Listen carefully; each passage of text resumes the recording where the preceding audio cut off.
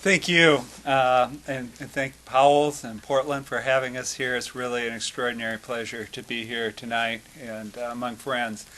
Last night we were doing the same sort of thing at Evergreen State College and looking around the group, and of course that was Rachel's college. And I thought back last night to 29 years prior to that when we were sitting around our home with friends at a party, and the party got quieter and more quiet because everybody was timing Cindy's contractions. And 29 days and about, I don't know, 14 hours. 29 years and 14 hours ago, Rachel was born. So this is her birthday. She'd be 29 years old today. Thank you for being here for the birthday party.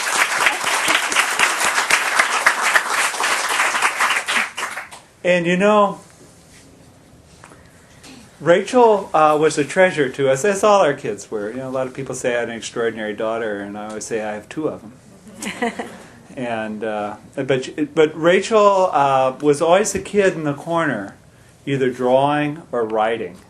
And we'd find scraps of paper along with drawings, writing, and little Playmobil and things in the corner. But she was the one underneath the family, I think, as she described it, always kind of recording what we were doing without us quite knowing it. She was a gift to our family the way she did that. But writing was always a part of Rachel's life, and we always treasured that.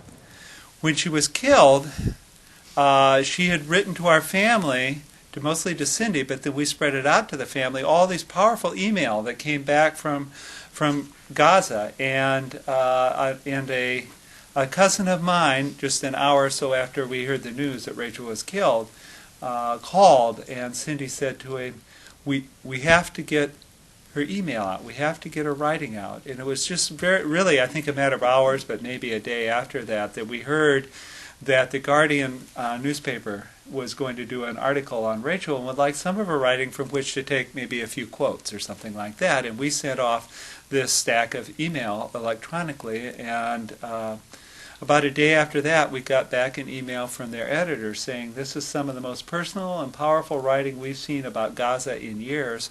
We decided just to simply publish Rachel's email rather than an article about her, but let her speak for herself. And that really started a chain of events that ended up in this book. A friend of the British actor Alan Rickman, a friend of his, was reading The Guardian that day and handed it to Alan and said, read this. And Alan picked it up, and he was working with the Royal Court Theatre, and he took it down there and he says, we need to work with this. We need to see if there's something we can do theatrically to work with this writing. And so the Royal Court Theatre got a hold of our family, and of course we had no idea what was going on, but they made contact with us. We talked to them about 6 months later, actually, on our way back from Israel and Palestine, the first time we were over there.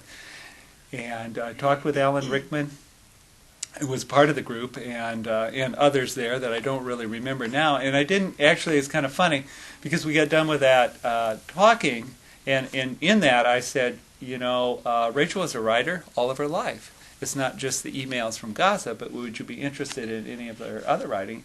And Alan said, yeah, he would be. But we got done with that meeting, and we got outside, and I said to Cindy, we're supposed to know the actor with a deep voice.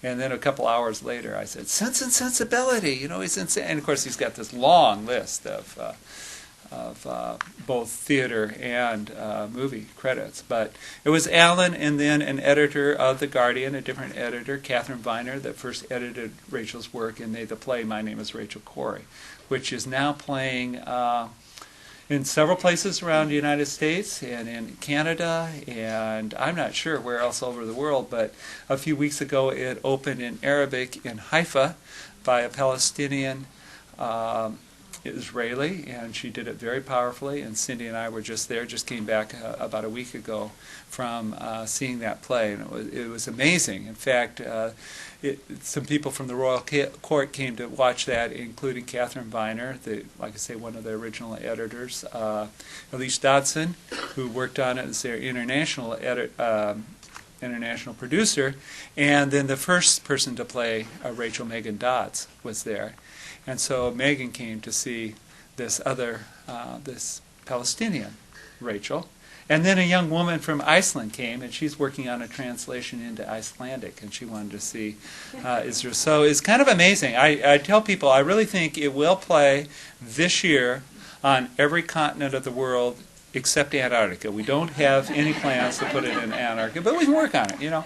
So with that, the writing came out, and some of you may know it sort of faltered as coming to New York, but did come in the fall then of 2006. But in the spring, when the New York Theater Workshop kind of backed out of it, then a group sprang up called Rachel's Words, and they were having people read her email, which were available while the play was not, instead of the play, and that started another circle of Rachel's Words going. So in the middle of all that, I think it was Catherine Viner and Alan Rickman who first said, you need to take this work that we're reading and put it into a book rather than having the edited parts out into a play. People need to be able to see what Rachel first wrote. So we tackled that, and luckily Sarah really put it all together. Most of this book is really due to Sarah getting it done, but I'm happy to take credit for it anyhow. And so words were always precious to Rachel, and I remember, like I say, even at an early age, I remember taking her to school when she was in 5th grade. To my office when she was in 5th grade, about 10 years old. And adults always ask the kids the same obnoxious question, what do you want to be when you grow up? And so a friend of mine says to Rachel, what do you want to be when you grow up? And Rachel stared him right back in the eye and said, I am a poet. So words were precious to Rachel, and her words have been a treasure to our family, and a gift to us. And with this book, we make that gift to you. So thank you.